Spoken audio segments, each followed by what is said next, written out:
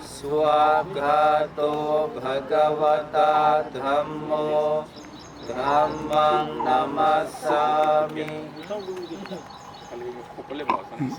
Supatipanno bhagavato sawaka sangho sanghang namami.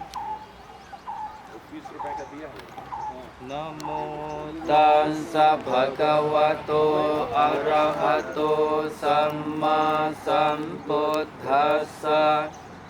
Namo tassa bhagavato arahato samma sambuddhassa. Namo tassa bhagavato arahato samma sambuddhassa. Dhammam saranam gacchami. Sangham saranam gacchami.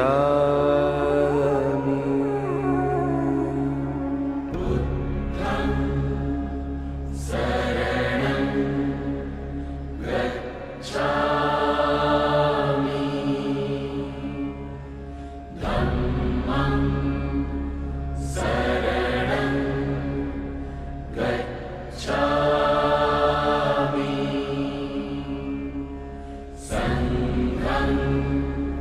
Saranam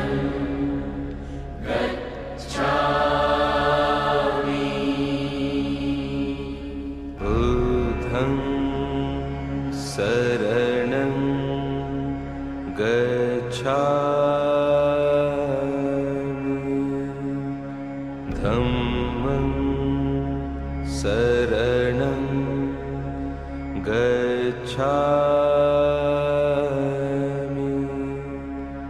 Sangham saranam gacchami. Buddham saranam gacchami. Dhammam saranam gacchami. Sangham saranam gacchami. Buddham saranam gacchami. Dhammam saranam gacchami. Setelah tuntas tugas dari segala sisinya, tugas tuntas dari segala sisinya ini apabila dikategorikan adalah terdiri dari 3 jenis, yaitu atatha payojana, demi manfaat diri sendiri. Beliau telah mencapai penerangan sempurna, terbebas dari penderitaan secara total, adalah tugas pribadi, tugas diri yang telah beliau tuntaskan. Yang kedua adalah nyatata jariah, yaitu praktek-praktek dalam rangka mengentaskan sosok-sosok yang berkaitan dengan kebajikan yang berhubungan dengan pribadi beliau. Dalam hal ini adalah keluarga beliau, baik keluarga sekarang maupun keluarga pada kehidupan yang lampau, yaitu bagaimana mengentaskan mereka untuk menuju pada akhir penderitaan secara optimal yang masing-masing itu memungkinkan bisa mencapainya. Yang ketiga adalah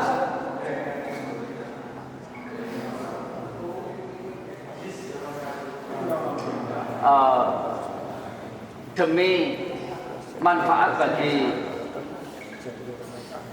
yang lain semuanya.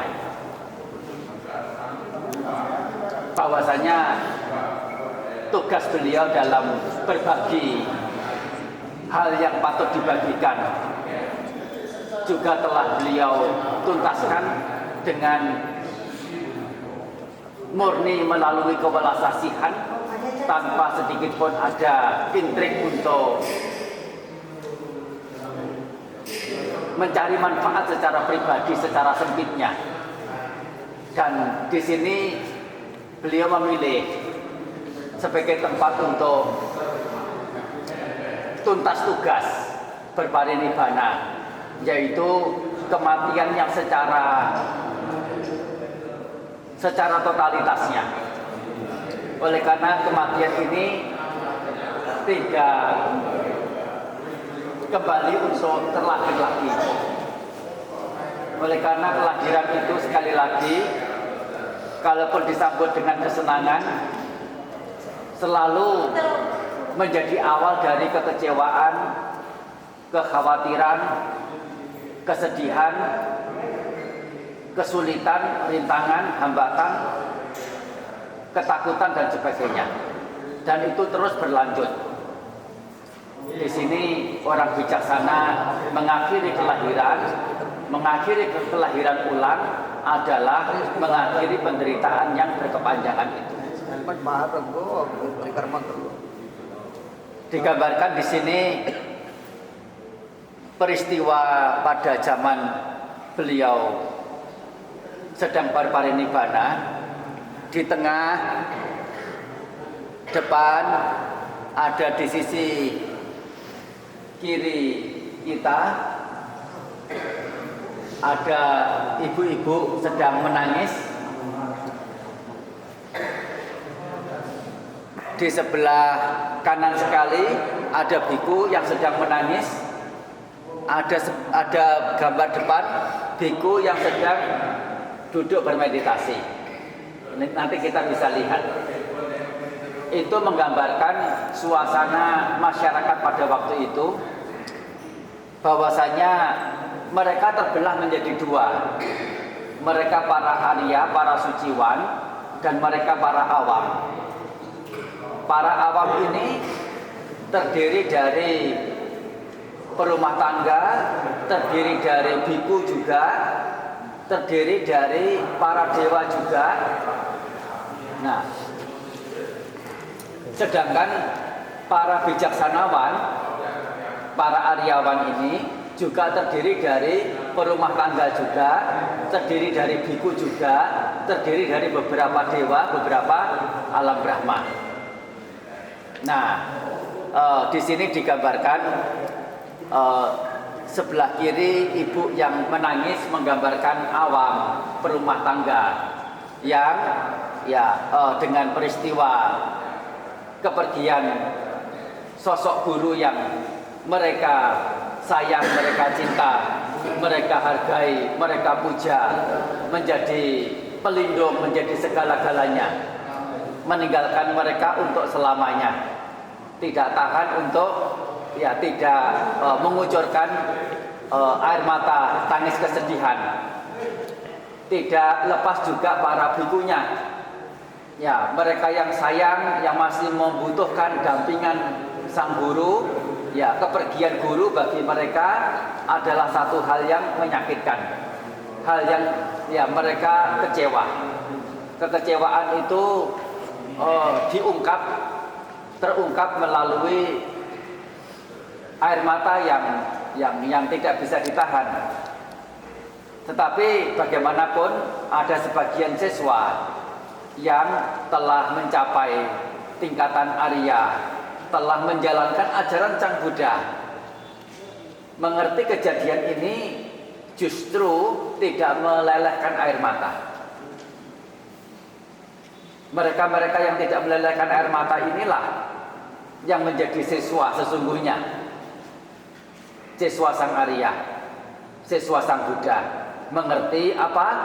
Bahwasanya anicca wata sankhara, bentukan-bentukan adalah tidak kekal, tidak tetap, tidak pasti. Upada wayadhamino, bentukan-bentukan itu berciri muncul lalu padam secara wajarnya. Upajitwa nirujanti, setelah muncul mengalami kepadaman. Te sanggu pasamu suko, kepadaman atau keredaman, ketenangan dari bentukan-bentukan itu adalah kebahagiaan. Sabbe sabda marantija, semua makhluk mengalami kematian. Maring sucamaris sare, mereka telah mati dan akan mati. Tatewahang marisami, demikian pula aku akan mengalami kematian. Nadime etasang sayo, keraguan dalam hal ini tidak ada lagi padaku. Ini adalah syair tadi yang dibacakan sepanjang prosesi kita mengantarkan jubah persembahan kepada Sang Guru Agung. Ya, sewaktu kremasi itu Bante Ananda bertanya bagaimana jasad Sang Buddha ini dikremasi. Sang Buddha memberikan tahu bagaimana seorang cakrawati, yaitu kalau sekarang itu setingkat kaisar, itu dikremasikan. Dan seorang sama Sang Buddha dikremasikan secara setara bagaimana seorang kaisar itu dikremasikan,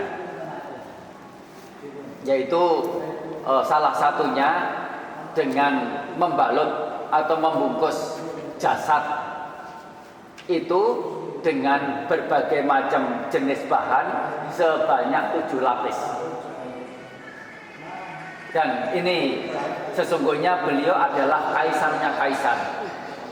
Oleh karena kaisar itu memerintah seluas apa, tetapi Buddha sebagai kaisar, sebagai raja, sebagai Dhammaraja, sebagai pemimpin umat manusia, dan bukan hanya manusia tetapi juga para Brahma, para dewa. Manusia di banyak wilayah penjuru dunia, di rentang waktu yang sedemikian lama, ribuan tahun. Kaisar mana yang memerintah ribuan tahun?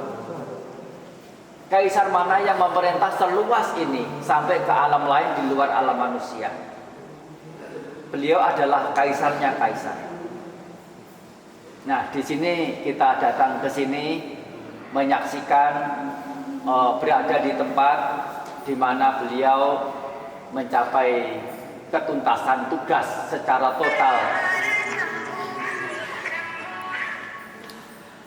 Sesungguhnya melulu beliau mencapai kesucian, tetapi masih menyandang tubuh ini, masih perlu makan, masih perlu tidur, masih perlu istirahat, masih perlu melakukan banyak hal. Sesungguhnya adalah masih ada sisa kemunculan, masih ada beban. Begitu parinibbana, begitu meninggal dunia, beban itu menjadi total, sudah selesai. Dan kematian yang parinibbana ini adalah lepasnya beban secara total, dalam arti total secara totalitasnya, yaitu tidak terlahirkan lagi. Sebagai tambahan, wajah dari rupa Buddha ini entah dengan satu ilmu tertentu atau secara kebetulan, itu memiliki 3 mimik kalau kita perhatikan. Kalau kita melihatnya dari sisi bawah, mungkin saya agak keliru ya, soalnya agak lupa ya. Kalau kita lihat dari sisi bawah, dari sisi kaki, kelihatan wajah beliau bersedih.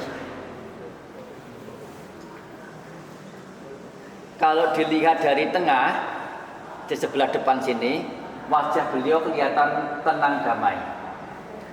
Kalau dilihat dari sebelah atas, wajah beliau tampak tersenyum. Kita bisa lihat mengeliling dari sebelah kanan ke sana untuk melihatnya. Ini pengetahuan ini saya dapatkan juga dari tour guide juga, entah siapa.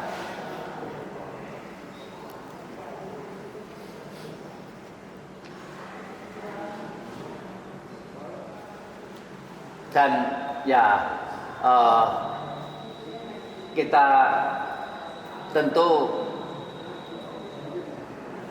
merasakan rasa sayang setinggi apapun,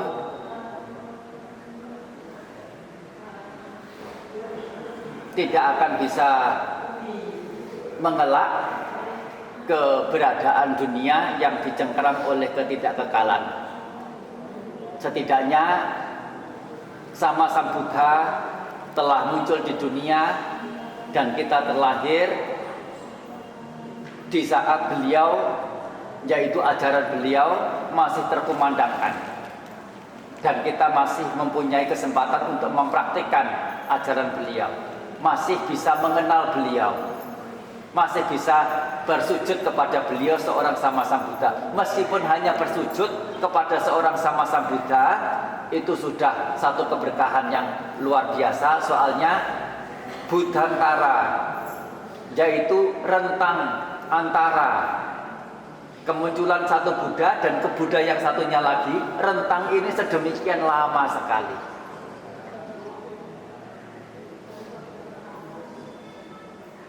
Sehingga di saat-saat makhluk dunia hidup, terlahir, berkesempatan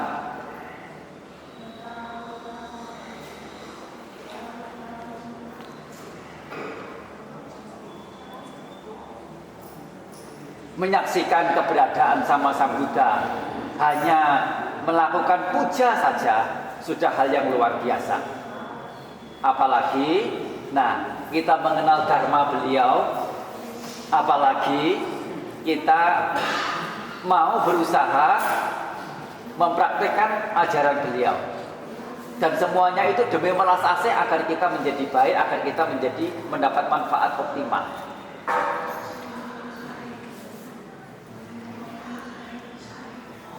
Kesedihan, kekecewaan atau apapun yang mungkin kita rasakan, rasa sayang kita itu tidak kalah dibandingkan dengan masyarakat pada zaman ketika Sang Buddha berparinibbana. Mereka yang langsung melihat, mereka yang langsung biasa berinteraksi, mereka yang langsung biasa mendengar dharma beliau, kemudian terpisah begitu saja.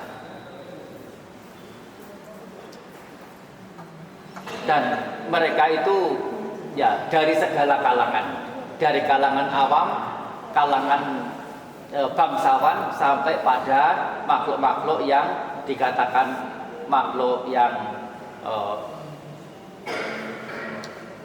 tingkatan di atas manusia, alam dewa, alam Brahma, datang untuk turut menyaksikan, turut memberikan puja.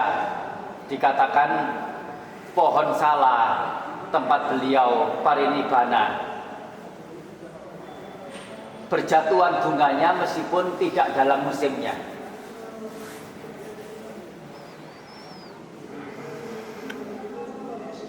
Dan itu tentu melalui satu kekuatan yang di atas akal, bagaimana alam itu punya keberadaan.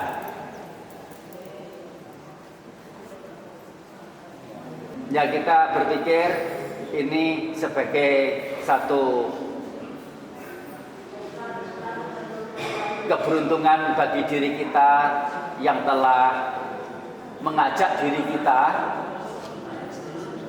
untuk bisa hadir, untuk bisa berkunjung, untuk bisa melakukan puja di tempat-tempat Sang Guru Agung kita melewati masa-masa hidup,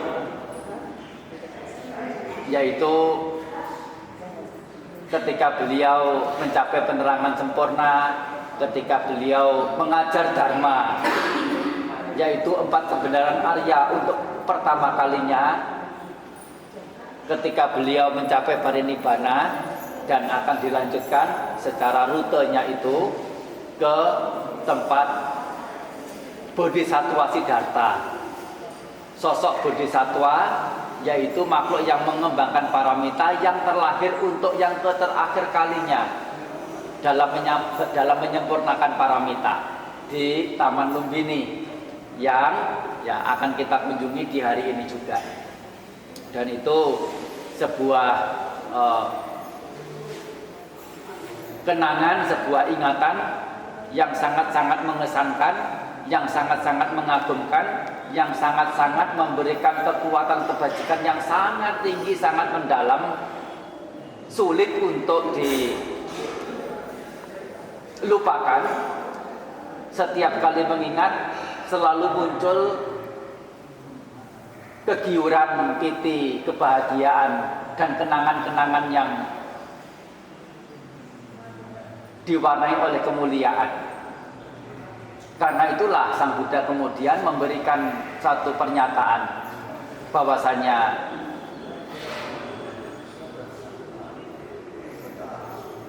ia yang punya kehendak berkunjung ke Sangwecakniyatthana, yaitu tempat-tempat yang patut untuk diprihatinkan, yaitu untuk diperhatikan, untuk dipedulikan, untuk diberikan rasa yang kuat. Tidak lain adalah 4 tempat itu tadi: kelahiran, pencapaian penerangan sempurna, pembabaran Dhammacakka pertama, dan parinibbana. Dia berpotensi setelah meninggal masuk surga. Mengapa? Karena itu tadi, kekuatan dari kesan yang tertumbuh kembangkan ketika tiap-tiap kita itu berkunjung ke tempat-tempat yang bersejarah dalam riwayat hidup Sang Guru Agung. Saya kira itu dari saya. Untuk selanjutnya bisa melakukan kegiatan yang lain, atau barangkali Bante Wirasilo mau menambahi, silakan.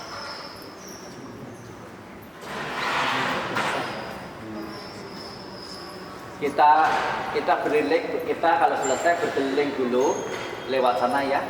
Kemudian sambil melihat itu tadi ya, lihat wajah, lihat gambar di depan sini. Ada ibu, ada biku yang menangis, ada biku yang bermeditasi. Ya.